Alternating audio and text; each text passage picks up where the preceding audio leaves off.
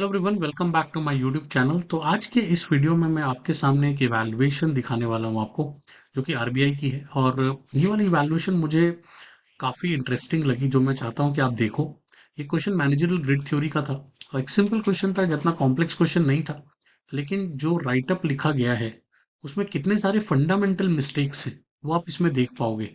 Plus आप ये भी देख पाओगे कि कैसे कई बार हमें टॉपिक आता भी होता है, फिर भी हम सही तरह से उसको स्ट्रक्चर नहीं कर पाते। और उसमें कई बार बहुत सारी चीजें प्री एज्यूम कर लेते हैं कि भाई हमें तो ऐसा ही लग रहा होगा कि इंस्ट्रक्टर को तो ये पता ही होगा, राइट। तो इस तरह की जो प्री एजम्पशंस होती हैं वो एग्जाम में कितना नुकसान करा सकती है, राइट। और हम प्रॉपर नहीं लिख पाना, क्योंकि आपके माइंड में क्या चल रहा है वो इतना मैटर नहीं करता। मैटर ये करता है आप पेपर एंड पेन पे क्या लिखते हो, राइट। आपके जो आप आंसर लिखोगे टीचर तो वही चेक करेगा, आपके माइंड में क्या चल रहा था उसको कोई लेना देना नहीं है, राइट। तो अगर आप इस तरह की मेरी वीडियोस पसंद करते हो, मेरी वैल्यूएशन से आपको लर्निंग मिलती है, तो चैनल को सब्सक्राइब जरूर करना। बट आप ये वाली वीडियो जरूर देखो, इसमें आपको काफी आइडिया मिलेगा कि एक आंसर में कई बार आंसर में पूरा आता था, क्योंकि स्टूडेंट को ना आंसर पूरा आ रहा था, ऐसा नहीं था कि उसको आंसर नहीं आता था। उसके बावजूद भी मैंने इस आंसर को पुअर रेट किया है। तो क्यों पुअर रेट किया है, क्या उसके रीजंस हैं, सारा मैंने यहाँ पे एक्सप्लेन किया है, तो आपको काफी हेल्प मिल जाएगी। ओके, मिलते हैं अगली वीडियो में। Thank you. यहाँ पे जो क्वेश्चन आपने लिखा है उसको पढ़ते हैं। That is on managerial grid theory. 5 leadership styles कौन से हैं, इसके कॉम्बिनेशंस बताना है, कौन सा best and why. Managerial grid theory was given by Blake and Mouton, given by behavioural theory. Behavioural theory believes that leaders are made not born.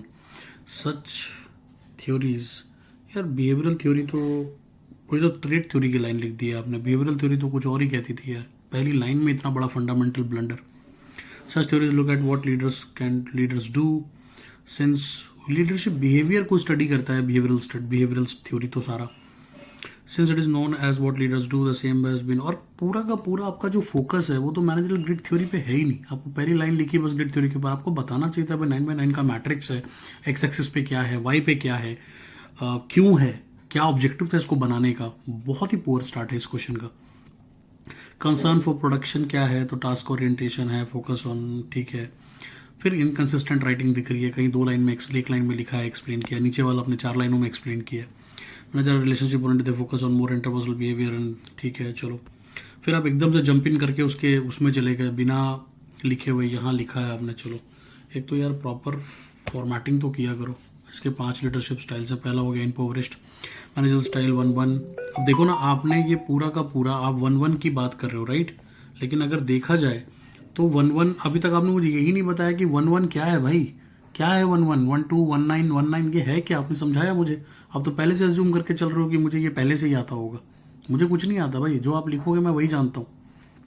Manager following this style show title concern for task and relationship है, the work is not getting completed properly to satisfy the organization. The main concern of the manager is not to blame, not to be blamed because of any some have the no innovation in the decision making. Okay, dictating style, ये तो है भी नहीं यार, उसके 1-9 में नाम ही नहीं है डिक्टेशन, नाम भी चेंज कर दिया यार आपने। Some managers such as 9 high concern this neglect the well-being of the coordinate। काफ़ी सारी गलतियां हैं इसमें। टीम मैनेजमेंट, ठीक है, 9x9 का मैट्रिक्स है।